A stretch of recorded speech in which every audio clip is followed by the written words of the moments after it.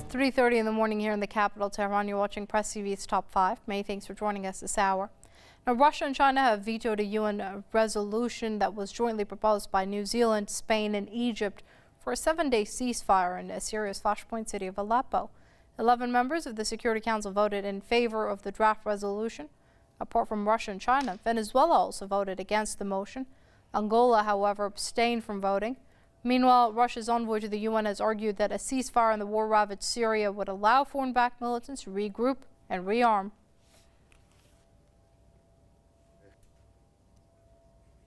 In the current draft resolution, what it talks about is not a withdrawal of fighters from eastern Aleppo, but rather an immediate cessation of hostilities. At the same time, fighters will have 10 days to determine whether they will become whether they will be parties to the cessation of hostilities or not. As we know, these kinds of force to their ammo and to strengthen their positions, and this will only worsen the suffering of civilians. The Russian Federation cannot support this. Truce also called for consistency from the U.S. in resolving the Syria crisis. He accused Washington of toppling negotiations on the war-ravaged Arab country. For its part, the U.S. put the onus of the blame on Moscow, saying Russia is delaying action over Syria at the 15-member UN Security Council. Meanwhile, Syria's UN envoy has slammed the U.S., the U.K., and France and some of their regional allies for their support of terrorism in Syria.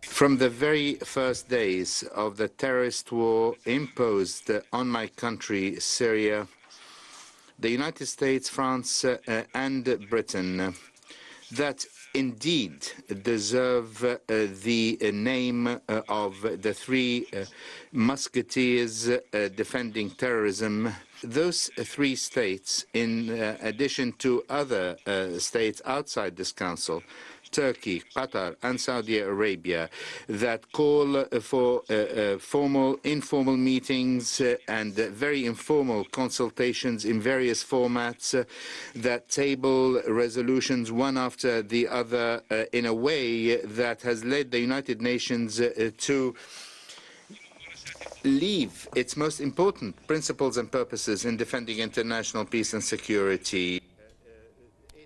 Jafari accused the West and its regional backers of making attempts to prop up terrorists in Syria. He then alleged that Washington, Paris, and London are taking a double standard while dealing with the Syrian conflict, turning a blind eye to the suffering of the civilians. The Syrian diplomat added that such action manifests itself vividly when the killing of civilians in Yemen goes unnoticed by the Western powers and their allies. Bashar al-Ja'fari also pledged that the Syrian army would continue fighting until it completely annihilates terrorists from the country. To discuss this further, let's speak to al-Laham. She's a Syrian activist and political commentator, and she joins us via Skype from Australia. Many thanks for joining us here on Press TV, Ms. al-Laham. Now, first of all, I'd like to get your opinion as far as the statements made by both the Russian envoy to the UN as well as the Syrian envoy, saying that the U.S. has basically is trying to ensure that these terrorist groups in Aleppo are able to regroup and rearm through such calls for ceasefires. Well, that's basically been evident every time there has been a ceasefire. The US and its allies, France, UK, the GCC countries, have used it to rearm and sort of give a break to the rebels.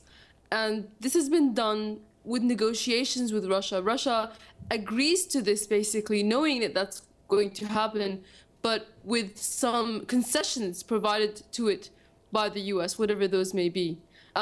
But Russia has been doing this for a while now, making these ceasefire agreements. But finally, the US broke the ceasefire agreement in a very profound way when they attacked the Syrian army in Deir ez-Zor. And since that time, there hasn't been another ceasefire because basically the US is not to be trusted.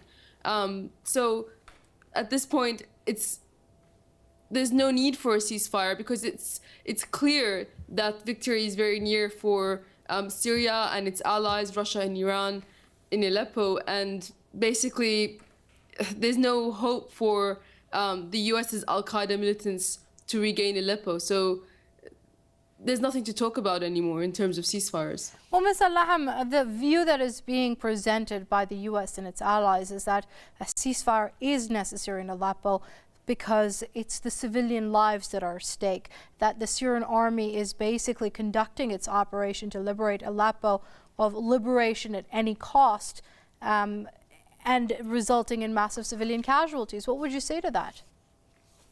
You know, if human casualties were a concern, then the US would be trying to make a ceasefire in Mosul with ISIS. If human casualties were a concern, the US would be trying to create a ceasefire in Yemen, which Saudi Arabia is currently bombing quite, to the point of complete collapse. So the human rights, humanitarian concerns, that is a secondary objective.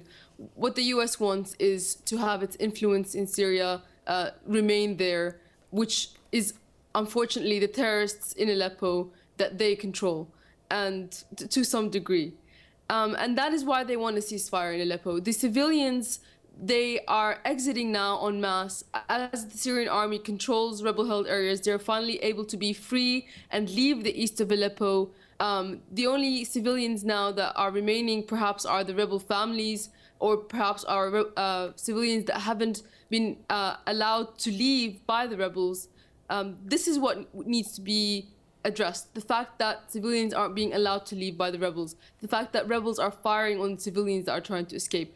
That is something that we need to be discussing in the United Nations. Not a ceasefire with al-Qaeda, and certainly not power sharing with al-Qaeda.